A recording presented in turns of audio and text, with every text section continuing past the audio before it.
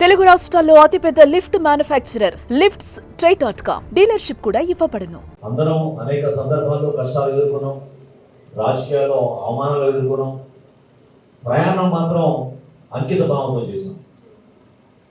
పదవుతో చేసిన ప్రయాణం కాదు మనది. కొంతమంది తెలియక రకరకాలుగా ఈ రోజున పవన్ కళ్యాణ్ గారి గురించో లేకపోతే ఆయన చేపట్టిన పదవి గురించో మాట్లాడుతూ ఉంటారు. 5 సంవత్సరాల క్రితం జనసేన పార్టీలో ఉన్న నాయకత్వం కానీ పవన్ కళ్యాణ్ గారు కానీ ఎప్పుడైనా పదవి గురించి మాట్లాడారో చెప్పండి.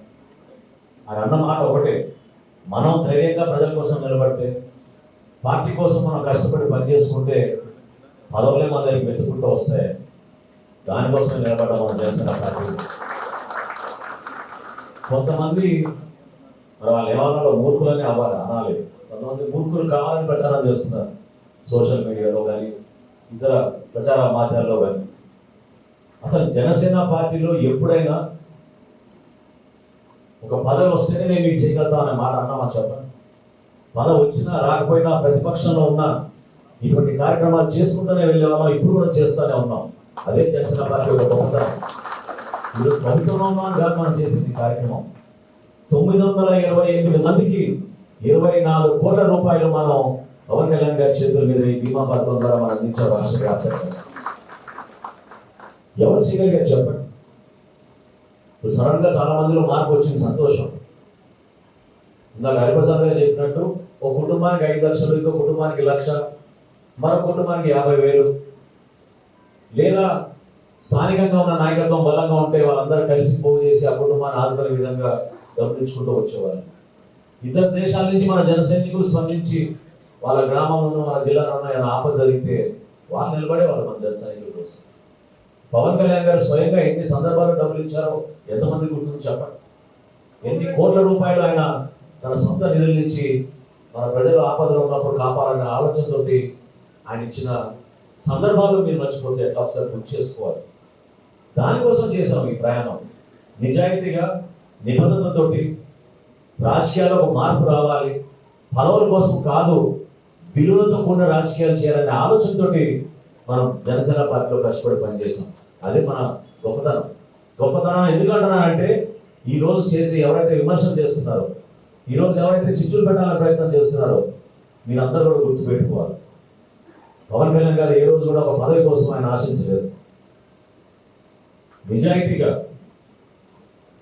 నిర్భయంగా సమస్యలపైన ప్రజల పక్షాన రాష్ట్రాభివృద్ధి కోసం ఆయన నిలబడ్డారు. 2014లో విభజన జరిగినప్పుడు, రాష్ట్రం విడిపోయినప్పుడు మన ప్రజలు ఏమైపోతారనే బాధతోటి, ఆవేదనతోటి ఆ రోజు జనసేన పార్టీని స్థాపించారు ఆయన. ఆ రోజు నుంచి కూడా ప్రతిరోజు సమస్య లేదు మన రాష్ట్రంలో. ఈరోజు మనందరం కూడా గుర్తుపెట్టుకోవాల్సింది, మన జాతి నిర్మాణం, మన దేశ నిర్మాణం ఎంత కష్టమైన పరిస్థితులు జరిగిందో ఒకసారి తెలుసుకోవాలి. ఆ రోజు స్వాతంత్రం వచ్చిన తర్వాత మనకు ఒక రాజ్యాంగం లేదు. రాజ్యాంగ నిర్మాణం కోసం కాన్స్టిట్యూంట్ అసెంబ్లీ అప్పుడు ఫామ్ చేసినప్పుడు 3 సంవత్సరాలు చర్చించారు.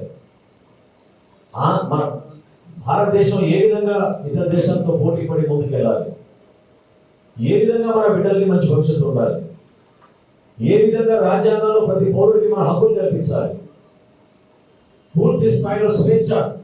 ఎప్పుడైతే మనం స్వాతంత్రోద్యమంలో నిలబడి పోరాటం చేసి బ్రిటిష్ వాళ్ళని తల్లికొట్టి మన స్వాతంత్రం మనం తెచ్చుకున్న దానికి ఫలితం దక్కే విధంగా ఆ రోజు రాజ్యాంగ నిర్మాణం జరిగింది.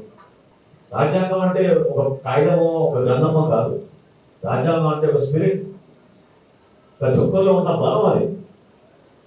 అది గుర్తించే పవన్ కళ్యాణ్ గారు ఎప్పుడు చెప్తూ ఉంటారు కాన్స్టిట్యూంట్ అసెంబ్లీ డిబేట్స్ గురించి. నాకు కూడా దాన్ని ఆ సెట్ బుక్స్ అంతా నాకు ప్రజెంట్ చేశారు. అందులో చాలా గొప్ప మాట నాకు బాగా గుర్తుంది చదివినప్పుడు. ఒక నాయకుడికి విజన్ లేకపోతే ప్రజలు నష్టపోతారు, దేశం నష్టపోతుంది. మీలో ఒక మార్పు రావాలని, మిమ్మల్ని అందరినీ చైతన్యవంతం చేయాలని, ఏ విధంగా దుర్మార్గంగా పరిపాలిస్తున్న జగన్మోహన్ రెడ్డి గారి పరిపాలన ద్వారా రాష్ట్రానికి ఎంత నష్టం జరుగుతుందో దానిపైన గత 5 సంవత్సరాల జనసేన చేసిన పోరాటం మీరు ఎవరు కూడా మర్చిపోబాకండి.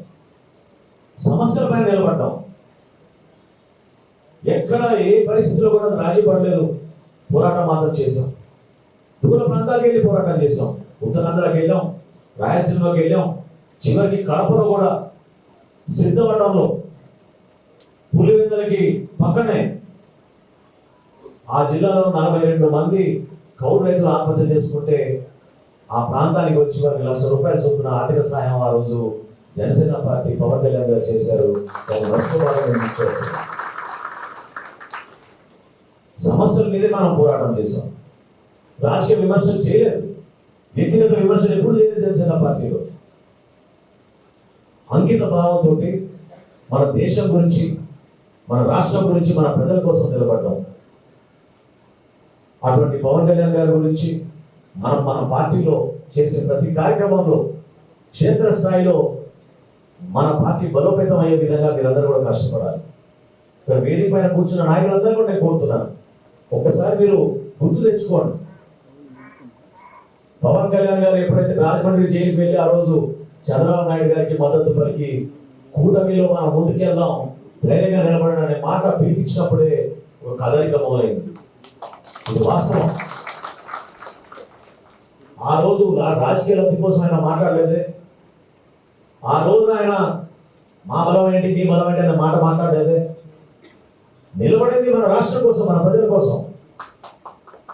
మనం అందరం బాగుండాలని నిర్ణయం తీసుకున్నారు. ఆ రోజున 175 చెప్పుకున్నారే వీళ్ళంతా. ఎవరైనా నమ్మారు ఆ రోజు? చెప్పండి. ఈ పోరాటంలో మనం విజయవంతంగా ముందుకు వస్తామని.